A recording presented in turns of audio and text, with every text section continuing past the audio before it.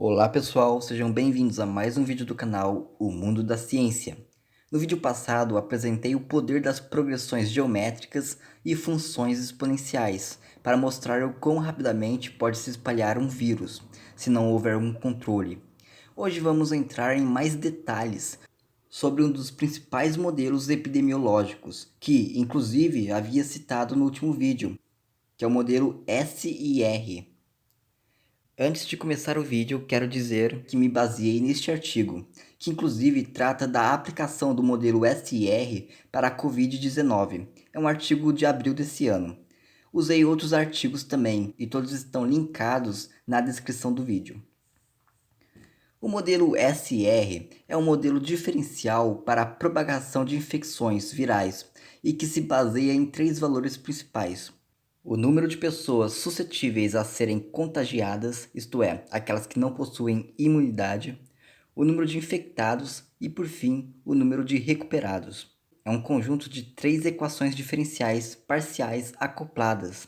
Esse modelo foi proposto por Kermack e McKendrick, e embora sejam equações não lineares, foram encontradas soluções analíticas por Harco em 2014 e Miller.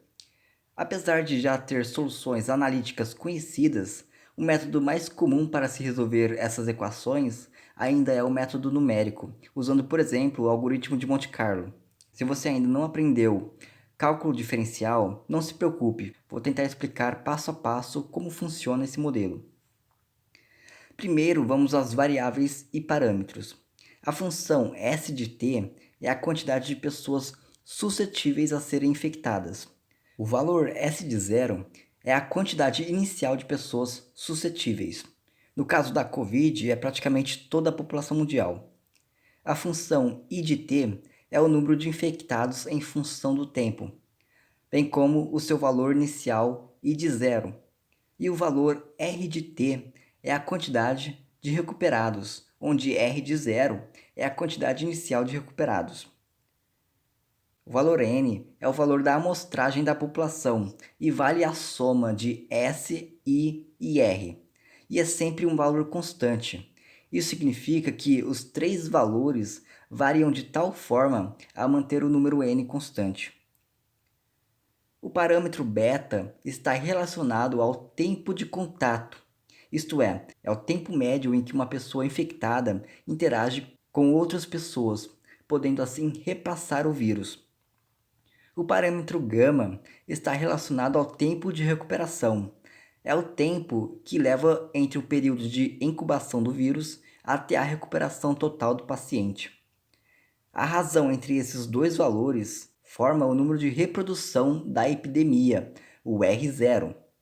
O R0 indica quantas pessoas uma pessoa infectada consegue contagiar antes de se curar. No vídeo anterior, eu dei o exemplo de um R0 igual a 3, ou seja, uma pessoa infectada consegue repassar o vírus para 3 pessoas antes de se curar. Estudos mostram que na Covid-19, o R0 está entre 2 e 4 e varia bastante com a densidade populacional. Espera-se, por exemplo, que em grandes metrópoles o R0 seja maior, pois há muito mais contato entre as pessoas.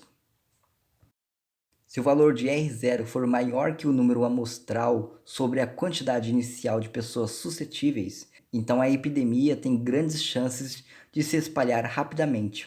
Caso contrário, não causará um grande surto epidêmico. Agora vamos ver como é a dinâmica da epidemia. O modelo SR se baseia no seguinte esquema: o número ST de pessoas suscetíveis são infectadas, infectam outras pessoas e depois de um tempo se recuperam ou, no pior dos casos, morrem.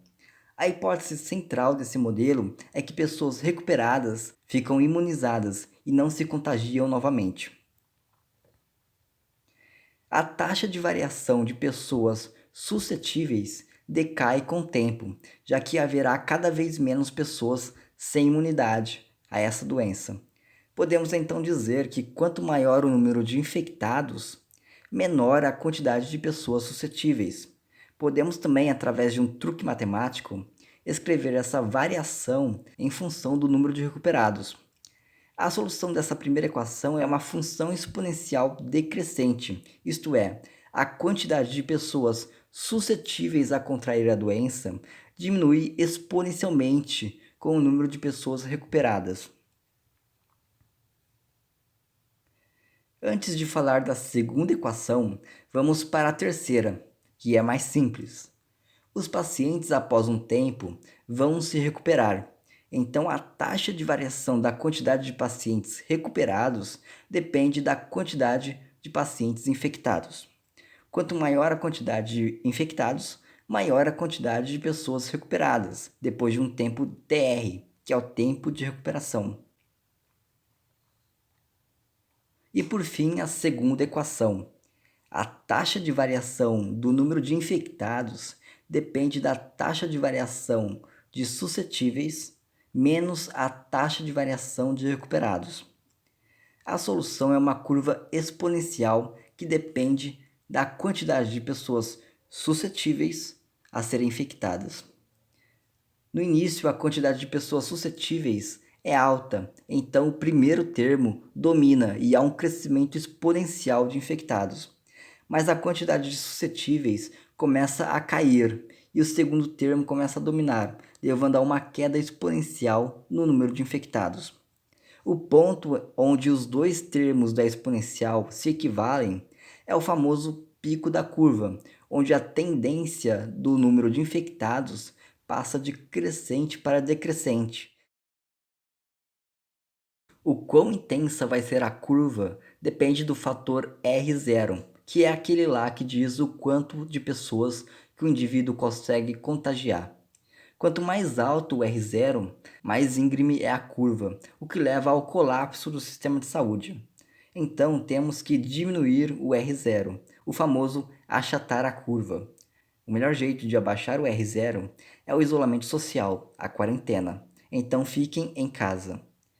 Com o R0 baixo, ainda haverá o mesmo número de infectados, mas eles estarão melhor distribuídos no tempo, de uma forma que o sistema de saúde pode suportar.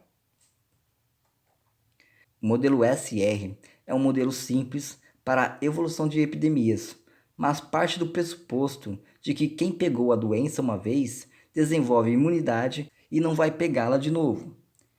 Tanto é que é usado como motivação de vacinação em massa. Mas há doenças que, por diversos fatores, uma pessoa pode pegar várias vezes em um curto período de tempo. Então, não podemos usar este modelo e sim um outro, um pouco diferente, que é o SIS, que parte do pressuposto que uma pessoa infectada pode se tornar suscetível novamente, depois de recuperada. O modelo SS geralmente é usado para doenças sazonais, que sempre aparecem em uma época do ano, como o caso da gripe.